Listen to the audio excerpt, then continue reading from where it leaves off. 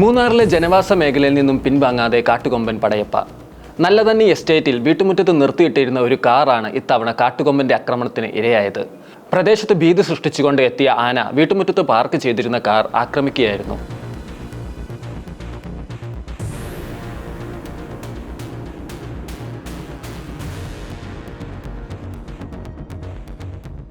ജനവാസ മേഖലയിൽ ഇറങ്ങി ഭീതി പരത്തുന്ന പടയപ്പയെ ഉൾവനത്തിലേക്ക് തുരത്തണമെന്ന ആവശ്യം ശക്തമായി നിലനിൽക്കെ മൂന്നാറിലെ ജനവാസ മേഖലകളിലൂടെ കാട്ടുകൊമ്പൻ പടയപ്പ സ്വൈര്യവിഹാരം നടത്തുന്നത് തുടരുകയാണ്.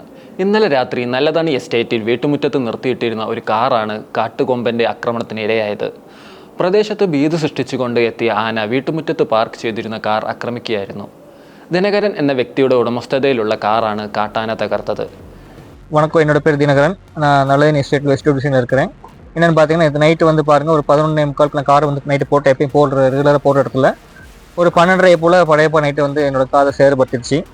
அப்போது நான் உடனே ஃபாரஸ்ட்டுக்காரர்கிட்ட இன்ஃபார்ம் பண்ணேன். அவங்க ஆர்ஆர்டி அந்த டீம் வந்து பார்த்துட்டு அவங்க தான் யானையை வெட்டி விட்டாங்க. வெட்டி விட்டு பின்ன ஃபோட்டோ எடுத்துகிட்டு போயிருக்காங்க.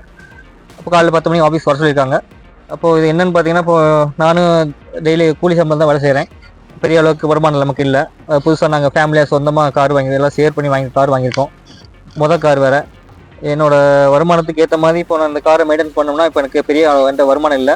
இது தகுந்தபடி இது ஃபாரஸ்ட் ஆஃபீஸர் மூலிமா இல்லை வேறு யாராலும் ஹெல்ப் பண்ணி இந்த கார் எனக்கு சரி பண்ணி தருமாறு താഴ്മ കേട്ടുകൊള്ളുകയാണ്. ജനവാസ മേഖലയിൽ ഇറങ്ങി ഭീതി പരത്തുന്ന പടയപ്പയെ ഉൾവനത്തിലേക്ക് തുരത്തണമെന്ന ആവശ്യം ശക്തമായി നിലനിൽക്കെയാണ് കാട്ടാന വീണ്ടും ജനവാസ മേഖലകളിലേക്ക് എത്തുന്നത്. മുൻകാലങ്ങളിൽ വ്യത്യസ്തമായി ജനവാസ മേഖലയിൽ ഇറങ്ങുന്ന കാട്ടുകൊമ്പൻ വ്യാപക നാശം വരുത്തുന്ന സ്ഥിതിയുണ്ട്. കൃഷിവിളകൾ നശിപ്പിക്കുന്നതിനൊപ്പം നിർത്തിയിടുന്ന വാഹനങ്ങൾക്കും കാട്ടാന കേടുപാടുകൾ വരുത്തിയിട്ടുണ്ട്.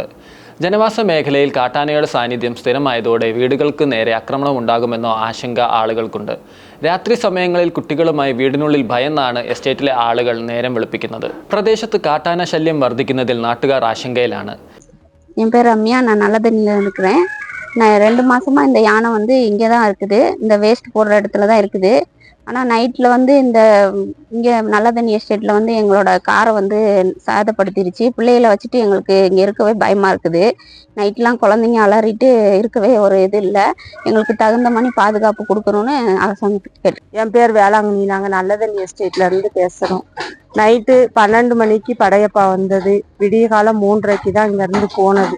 என்னன்னா ரோட்ல இருந்து லைட் அடிக்கிறாங்க. லைட் அடித்து யானையை ரொம்ப டார்ச்சர் பண்ணுறாங்க. நீங்கள் ஃபாரஸ்ட்டுக்காரங்க எல்லாரும் சேர்ந்து இது ஒரு நல்ல ஒரு தீர்வு கிடைக்கணும். இந்த வண்டி வந்து நல்லா தான் இருந்துச்சு. இந்த வண்டி பக்கத்தில் வந்து அங்கேருந்து லைட் அடிக்க போய் இந்த வண்டியை நைட்டு பொழிச்சிருச்சு. அதனால அந்த வீட்டுக்காரங்களுக்கும் அதுக்கு நல்ல ஒரு தீர்வு கிடைச்சி இது பண்ணணும்னு உங்களுக்கு ஃபாரസ്റ്റുകാരങ്ങളെ മിക താഴ്മയോടെ കേട്ടുകൊള്ളുகிறேன். നേരത്തെ മൂന്നാർ മേഖലയിൽ സമാനമായ ആക്രമണങ്ങൾ ഉണ്ടായിട്ടുണ്ട്. ഫെബ്രുവരിയിൽ കടലാർ എസ്റ്റേറ്റ് വെസ്റ്റ് ഡിവിഷനിൽ ഒരു ഓട്ടോ പടയപ്പ തകർത്തിരുന്നു. മൂന്നാർ ഉദുമൽപേട്ട അന്തർ സംസ്ഥാന പാതയിൽ കാട്ടാന ഇടയ്ക്കിടെ ഗതാഗത തടസ്സവും തീർക്കുന്നു. മുൻകാലങ്ങളിൽ ശാന്തസ്വഭാവമായിരുന്നു പടയപ്പയ്ക്കെങ്കിൽ ഇപ്പോൾ കാട്ടാന ഇടയ്ക്കിടെ ആക്രമണ സ്വഭാവം പുറത്തെടുക്കുന്ന സ്ഥിതിയുമുണ്ട്. കാട്ടാനയുടെ സാന്നിധ്യമുള്ള ഇടങ്ങളിൽ ആനയ്ക്ക് മുമ്പിൽ പെടുമോ എന്ന ആശങ്കയോടെയാണ് ആളുകൾ യാത്ര ചെയ്യുന്നത്. ഈ സാഹചര്യത്തിലാണ് പടയപ്പയെ ഉൾവനത്തിലേക്ക് തുരത്താൻ നടപടി വേണമെന്ന ആവശ്യം ഉയർന്നിട്ടുള്ളത്.